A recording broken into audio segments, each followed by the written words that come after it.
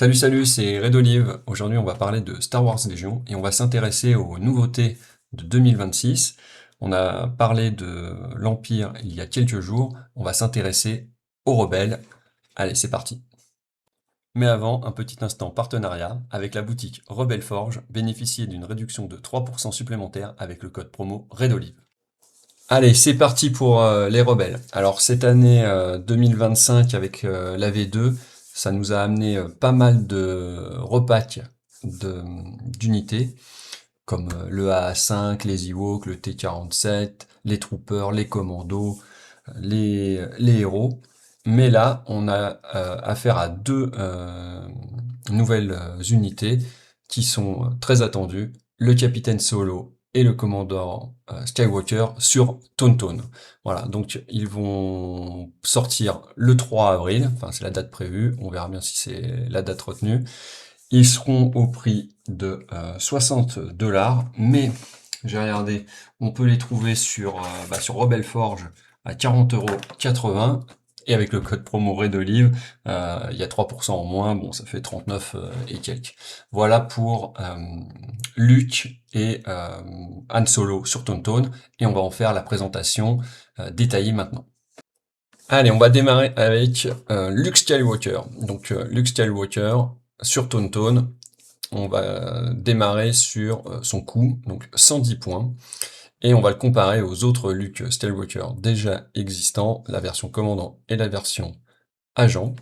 Donc la version commandant, elle coûte 120, la version agent coûte 165, donc déjà c'est une version qui va coûter moins cher que les autres, tout simplement. Ensuite, on voit qu'il est Creature Trooper, forcément, il est monté sur Tauntaun, donc il va avoir les attributs des Creature Troopers, c'est-à-dire qu'il va avoir un socle à encoche de 50 mm, et donc il va se déplacer un peu plus difficilement que un Trooper, et encore que dans la mesure où il a reposition et que c'est un Creature Trooper, il va pouvoir faire plusieurs pivots. Donc au final, ça va être assez simple de le déplacer, et il va avoir l'avantage d'avoir un plus gros socle. Donc il va se déplacer quand même un peu plus rapidement. À ça, il va avoir les avantages des Creature Troopers, c'est-à-dire toute la partie sur le repli, et de pouvoir quand même attaquer dans la même activation que de faire un repli. Donc ça, c'est assez intéressant. Ensuite, sur ces slots d'amélioration disponibles, un slot de force, un slot de commandement, un slot d'entraînement, un slot de communication. Donc c'est très sensiblement la même chose que la version commandant, à la différence juste, il a un slot de communication au lieu d'un slot d'équipement, mais nettement différent de l'agent qui lui va vraiment être sur la force, donc c'est quand même, l'agent est quand même une version relativement différente de cette version sur Tauntaun. Et forcément il est sur le segment commandant, donc c'est un peu normal. Voilà. Voilà pour cette première partie. On va passer sur les mots-clés et puis toutes les caracs de l'unité. Alors, au niveau des points de vie, il en a 6, comme sa version commandant.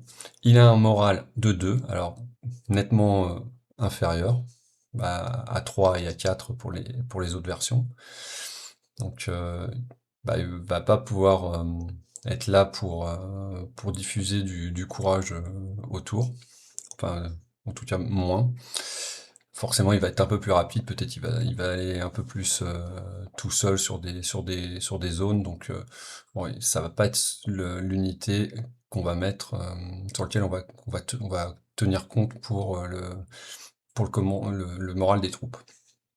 Au niveau de sa défense, il a une défense rouge normale, elle surge pas. En attaque, il surge, et il a un mouvement de 2, donc comme les autres. Pour le mouvement, il fait pas de surge crit, c'est un peu bon, dommage. Il a un mouvement de 2 avec son gros socle, ça fera un peu plus, voilà.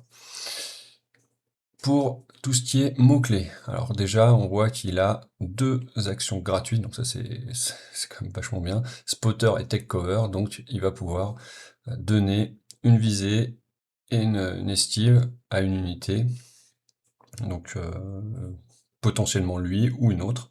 Donc ça c'est bien, et c'est-à-dire que c'est quand même une unité qui va être un support, qui peut faire office de support, donc c'est intéressant. Les 2 autres versions de Skywalker ne l'ont pas. Donc un peu plus support sur ce côté-là. Immune Pierce, bon bah évidemment c'est le Jedi avec son sabre, donc il l'a, comme les 2 autres. Inspire 2, on retrouve le Inspire 2 de sa version commandant, donc bah forcément c'est un commandant, donc il va aider un petit peu au commandement, même si, ce que j'ai dit avant, il a un moral de 2, bah, il a quand même l'Inspire 2 qu'il va pouvoir utiliser. Et ensuite il a le mot-clé Relentless, donc là par rapport aux 2 autres qui avaient le mot-clé charge, lui il va pouvoir bénéficier de l'attaque gratuite à distance, donc son Luke Blaster, donc ça peut être intéressant. Malheureusement, comme vous le voyez, ce blaster, eh ben, il est que long shot, hein, c'est un rouge, 3 noirs, donc c'est la version du commandant, et ben, elle a pas Pierce, voilà, donc et elle a pas létal, donc c'est quand même pas terrible, je trouve, de pas lui avoir laissé le Pierce. Bon, alors c'est sûr qu'avec Relentless, ce serait peut-être un peu fort vu son prix, mais bon, bah ça retire quand même un truc intéressant, et ça le rend nettement moins fort. Ensuite, on continue avec les autres mots-clés, donc qui sont que des mots-clés de mouvement ou de déplacement, reposition, spur et Unhindered. Donc reposition, bah, ça lui permet de faire des pivots gratuits en fin de mouvement, donc bah, comme les Tauntaun, donc en fait il va malgré son socle en coche, il va rester très facilement déplaçable, on va pouvoir vraiment tourner facilement, donc pas de souci. Le spur, bah, il va pouvoir prendre une suppresse et passer à move 3, donc bah, il va refaire comme les Tauntaun de base, finalement, mais il va se prendre une suppresse avec son moral de 2, ça va peut-être un peu pêcher. Et le Unhindered, c'est le sans entrave, donc il va ignorer les mouvements, les terrains difficiles, pardon. Donc très mobile, il perd le jump évidemment, mais derrière, il reste bien mobile. Ensuite, on va arriver sur les armes. Alors là, ils nous ont fait un mixte lightsaber and horn. Donc le mixte sabre laser et les cornes du Tauntaun. Donc impact, on retrouve 3 noirs, 3 blancs, donc quand même pas un pool de dés top. Ça crit, bon, il crit pas de manière native. Il a impact 2, donc comme le sabre de Luke. Il a, on va dire, un Pierce 1,5. Entre le Pierce 1 et le Pierce 2, puisqu'il a Pierce 1 et Létal 1.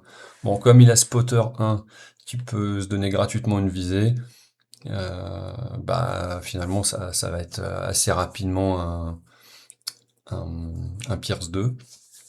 Et bah, il bénéficie du RAM 1 des Tauntaun. Donc il va pouvoir transformer un dé à partir du moment où il aura fait un mouvement en entier, qu'il aura fait une attaque, et que son mouvement aura été entier, il pourra transformer un résultat d'attaque vierge en critique. Donc ça c'est vachement bien, de toute façon il a 3 dés blancs, donc il y a quand même pas mal de chances qu'il fasse du blanc. Il a donc un potentiel de dégâts au corps à corps qui est un peu un mixte entre le commandant et l'agent. Alors on a regardé ce qu'il avait, maintenant on va le comparer avec ce qu'il n'a pas par rapport aux 2 autres. Et bien déjà, ça va être sur la partie défensive, il n'a ni bloc, ni deflect, donc il va être forcément un peu plus fragile que les autres, notamment sur les tirs par rapport au deflect. Voilà. Et ensuite, bah, par rapport au commandant, bon, bah, hyper sharpshooter, bon, c'est c'est peut-être pas trop grave, il va peut-être pas avoir tendance à trop tirer. Même s'il a Relentless, au final, comme il a pas d'arme pierce, bon, c'est peut-être pas ça, il va pas tellement l'utiliser, il va peut-être surtout se projeter et aller au corps à corps pour se protéger justement. Et par rapport à la version agent, bah, il a pas le déflect. Bon, bah, forcément, il n'a pas le maître de la force 1, donc on avait bien compris qu'il n'allait pas être une unité qui allait vraiment utiliser le, la force. Voilà, donc c'est une version bah, low cost, 110 points. On a un porteur de sable qui se projette correctement. Euh, voilà, ça va pas être hyper tanky. Il va quand même bénéficier de pas mal de cartes de code de Luc, plus quelques-unes qu'on va voir juste après. Donc c'est assez mobile. Bon, voilà, il va pouvoir être peut-être accompagné de d'autres Tauntaun. Donc pour l'instant, c'est du plutôt low cost et une unité peut-être un poil trop cher, même par rapport à ses compétences. On va passer aux cartes de commandement. Alors, il va en avoir à sa disposition deux nouvelles. Donc, en plus des Luke Skywalker classiques, pas celles réservées au Jedi Knight, hein, l'agent, mais les Luke classiques, il va avoir, avec cette boîte, donc une pipe 2 qui lui est réservée en propre et qui ne sera pas utilisable par les autres versions de Luke. Et donc celle-là, ça donne donc un ordre à Luke Skywalker, plus une autre unité, et ça va lui permettre, quand il va voir cette carte, de faire un speed move 1 et de mettre gratuitement, par une action gratuite, une observation 4, donc 4 pions observation sur une unité donc AP3. Enfin, troisième et dernier effet de la carte, ça va avoir comme effet de produire de l'esquive. En effet, quand une unité ennemie, donc à chaque fois qu'une unité ennemie va terminer son activation à P2 d'une créature trooper alliée, c'est-à-dire les autres Tauntaun ou Luke sur Tauntaun, et bien cette unité alliée va gagner une dodge, une esquive, donc ça va pouvoir compenser sur un tour la relative fragilité de Luke sur le Tauntaun et pouvoir le sauvegarder un peu plus. Donc il va falloir la jouer au bon moment euh, pour sauvegarder notre Luke. Alors on va donc passer à une autre carte de commandement. Donc là c'est une pipe 3. Elle est utilisable par Han Solo et Luke Skywalker, qu'ils soient sur Tauntaun ou pas l'un et l'autre. Mais elle va avoir surtout une utilité si on a les deux. Pourquoi? Parce que eh bien, elle va donner un ordre à chacun, donc à deux unités.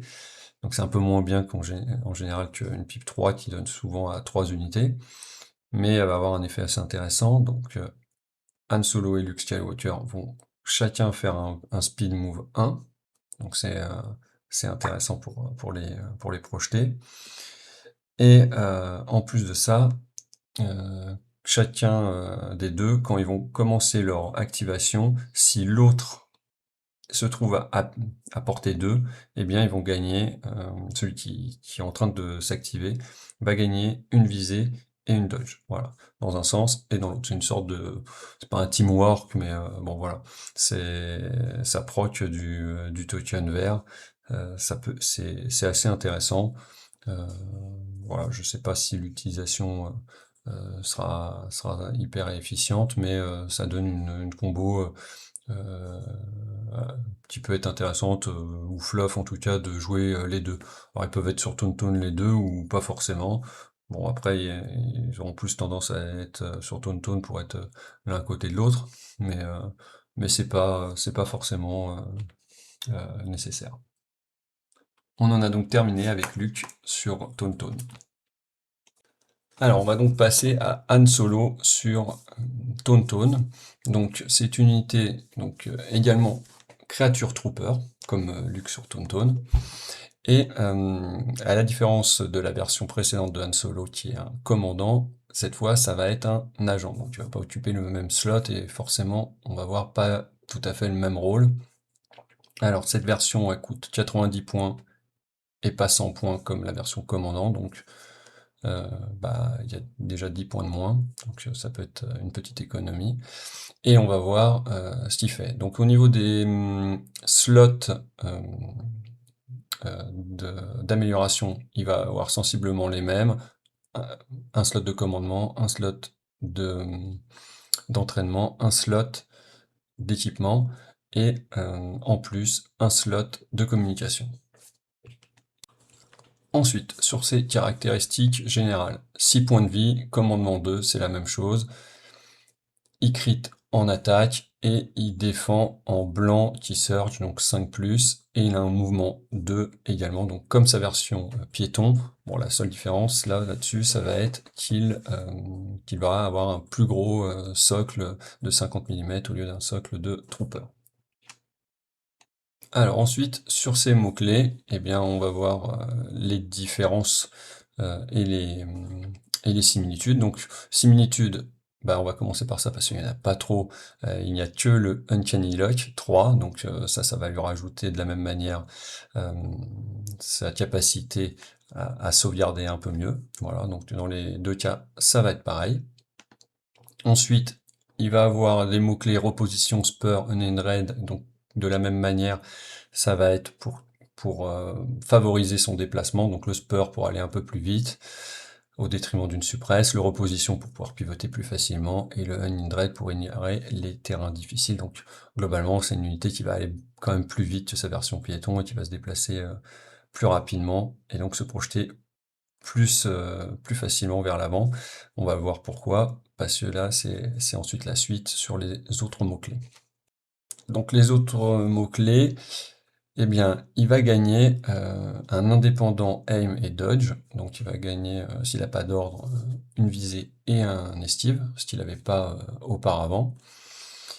Et il va gagner charge et arsenal 2. Donc en fait, par rapport à sa version piéton qui avait le steady, donc adhéry, c'est-à-dire une attaque à distance après un mouvement, et donc globalement, avant on utilisait un solo qui bouge et qui tire avec le Gunslinger, qui tire 2 fois à P2 avec une arme à P2, 2 rouges, Pierce 2, donc qui était très fort. Maintenant, on a charge, donc on va avoir une action gratuite de corps à corps, et on va avoir arsenal 2, donc on va pouvoir utiliser ces deux armes qui s'utilisent toutes les deux au corps à corps. Alors il peut toujours utiliser son blaster de Han, mais qui est un peu moins performant parce que il a un rainbow au lieu de 2 rouges, donc ça c'est sensiblement pareil, on va dire, mais il est Pierce 1 au lieu de Pierce 2, et il ne va pas tirer 2 fois, et il n'a pas l'action gratuite du steady pour tirer. Donc globalement, il va vouloir aller charger, et donc là, il aura un pool de dés d'un rouge, 3 noirs, 2 blancs, Pierce 1, rame 1. Donc le rame, je rappelle, c'est quand on fait un mouvement complet dans l'activation. Quand on va attaquer, on va pouvoir transformer un dé vierge d'attaque en critique. Donc quasiment ça lui fait une touche de plus, critique. Donc c'est assez intéressant. Il a charge, et donc il a le piercin. Il aura une dodge et un aim s'il a pas d'ordre. Donc voilà, ça va être une unité globalement qui va rentrer dans l'art plus facilement, enfin qui va avoir tendance à aller plus au contact, voilà. Et donc, si on le compare à Luke Tauntaun, bah presque, on a envie de dire, on a presque plus envie d'aller jouer lui au contact, à rentrer dedans que le porteur de sabre. Et d'autant plus qu'on va voir avec, en fait, il va gagner une carte de commandement, donc il n'y a qu'une seule carte de commandement spécifique pour lui, c'est une pipe 1. Et alors, quand on la lit, on est sous le choc. Voilà. Donc c'est une carte qui est permanente. Donc ça veut dire que, ouais, alors c'est pas une carte qui se divulgue, donc il va falloir la jouer à un tour de commandement. Mais dès qu'on va la jouer, alors premier tour c'est toujours difficile de jouer une pipe 1, mais pourquoi pas. Mais regardez ce qu'il y a. Il gagne Unconcerned et Unstoppable. Donc ça veut dire que Han Solo va gagner les mots des Dark Troopers. Alors, Unconcerned, va être plutôt défavorable dans la mesure où il va pas recevoir de couvert et il ne va pas pouvoir se faire soigner. Par contre, il va être unstoppable, c'est-à-dire qu'il va s'activer 2 fois par tour. Donc on va rajouter un jeton d'or, et il va pouvoir s'activer 2 fois. Donc de toute manière, c'est pas quelque chose qu'on va jouer au début parce que on va pas le rendre, on va le fragiliser, donc ça serait dommage. Par contre, une fois qu'il est arrivé dans sa zone d'attaque, là, il va être très très compliqué parce qu'il va taper 2 fois, il va pouvoir rejouer 2 fois à 2 moments différents, donc ça va être un gros bourrin, euh, c'est sûr. Et donc tout le monde va être, c'est sûr que pas mal de joueurs vont vouloir le jouer dans ce mode-là. Qui plus est, cette carte a un deuxième gros effet dans le tour où on va la jouer, c'est que il va gagner disengage, donc il va pas être obligé de rester au contact d'une unité, il va pouvoir se désengager, à rentrer dans une autre unité, taper, et en fait, comme il a 2 activations, bah, il va avoir plein d'options possibles, et en plus il va gagner une dodge, une visée, et il ne pourra pas être ni suppressé, ni paniqué. Donc en fait, là, il a un tour, euh, quand il est rentré dedans, peut-être tour 2 ou tour 3, euh, il va être très très très compliqué à jouer, et enfin à jouer contre. Et bah, pour l'instant, enfin non équipé là, il vaut 90 points, donc c'est quand même pas, c'est pas un gros tarif à payer. Bon, ça reste une unité quand même qui est relativement fragile parce que c'est 6 PV en blanc, bon, Uncanny Lock, mais voilà, c'est pas le, c'est pas très tanky. Il va pas, par rapport à des Tauntaun classiques, il va pas avoir de dodge facilement, donc, à voir, mais c'est un gros bourrin une fois qu'il est arrivé dans les lignes. On en a donc terminé avec les nouveautés rebelles. Anne sur Tauntaun et Luke sur Tauntaun, là, qui viennent concurrencer le Grievous Moto. Et donc, pour ces unités rebelles, bah, pour le moment, il n'y en a pas d'autres. Il faudra certainement attendre l'Adepticon en avril pour avoir la suite du programme 2026 que nous réserve AMG. Voilà, j'espère que la vidéo vous a plu et je vous dis à bientôt.